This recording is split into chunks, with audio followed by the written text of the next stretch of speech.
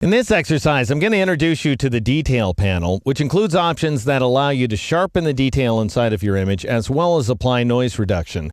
Now, here's something to bear in mind about these options. Normally, when you're working inside of Camera Raw, you're trying to do the work so you don't have to redo it inside Photoshop. So in other words, if you apply the proper exposure and brightness settings, you're not going to have to turn around and visit the levels command inside Photoshop.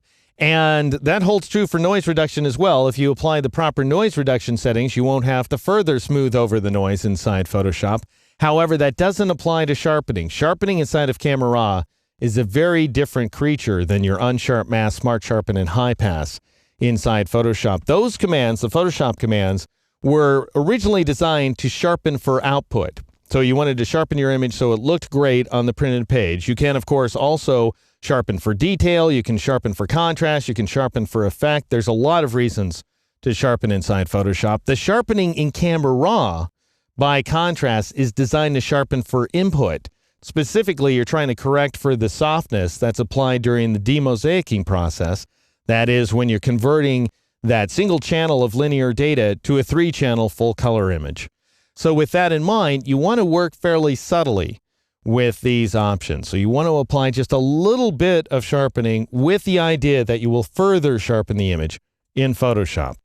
All right, so I have opened a couple of images, including this one, romantheater.dng, found inside the 24 Camera Raw folder.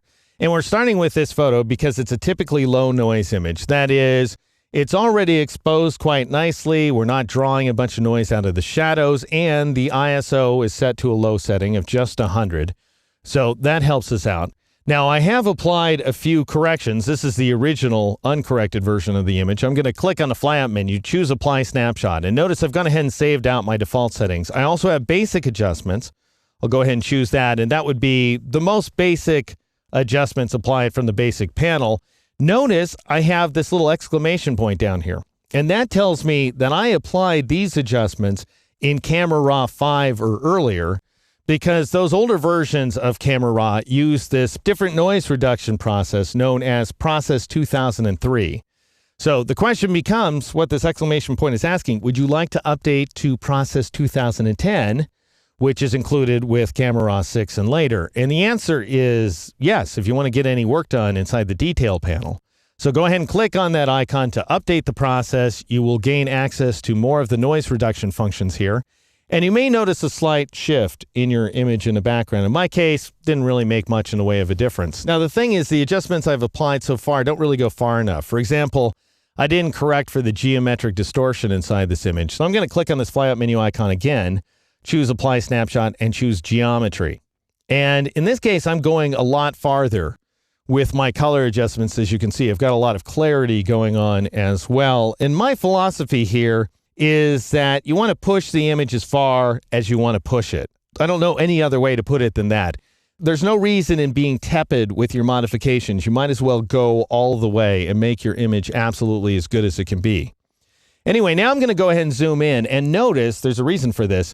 You can see this message that says, for a more accurate preview, zoom the preview to 100% or larger. And back in the old days, it would have said if you want to preview the effects at all, you have to zoom to 100%.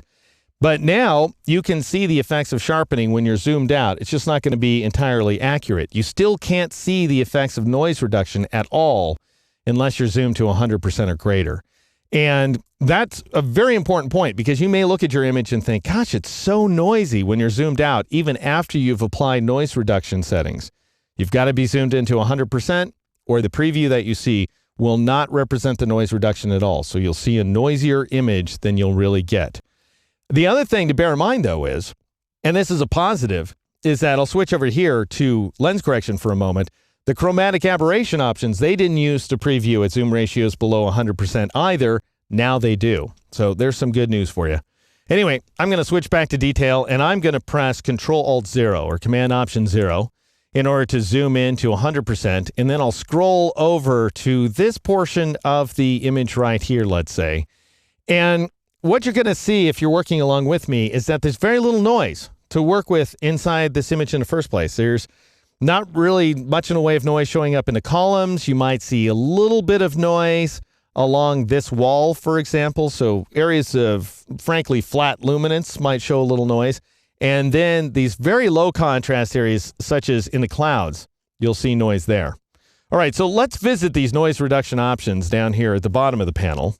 By default, Camera Raw goes ahead and applies a little bit of color noise reduction. And remember that that is random variations in hue and saturation between neighboring pixels. And that's bound to happen. Again, because of the demosaicing process, because you're basically making up color based on filtering information, why then you are going to get some weird random color noise inside of every digital image. And so Camera Raw, by default, has that color noise option cranked up to 25%. And then there's this color detail option there that is designed to counteract the smoothing so that you don't over smooth the color information. You keep the detail, that is the color edges inside your areas, the areas of rapid color transition. Now, by default, luminance is set to 0, so you're not getting rid of any luminance noise. That is random variation between the brightness of neighboring pixels. In our case, we need some luminance noise reduction, though, because you can see that we have a little noise inside the clouds. So I'm going to raise that luminance value to 25%. And you can see that that gets rid of some of the noise, not all of it, but it does smooth over some of the noise inside of the clouds. Now, we don't want to go too far, of course, with our modifications because everything's going to look plasticky inside the image if we do.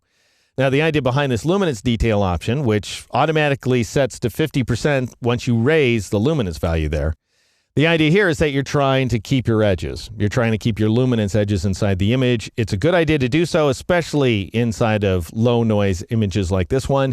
And then finally, we've got this luminance contrast option, which is trying to keep radical contrast between neighboring pixels when necessary. And the idea is that there's different kinds of noise inside the image. There's good noise and there's bad noise. You want to smooth over the bad noise, but where just purely random noise is concerned, you might want to keep some of it, and you can bring it back by increasing this luminance contrast value. Now, I find this to be a very subtle manipulation. Oftentimes, you're not going to see any effect whatsoever, so just bear in mind, but it may come in handy on rare occasion. So that takes care of the noise reduction options. Those are the values that I recommend for this specific image. In the next exercise, I'm going to show you how to work with sharpening.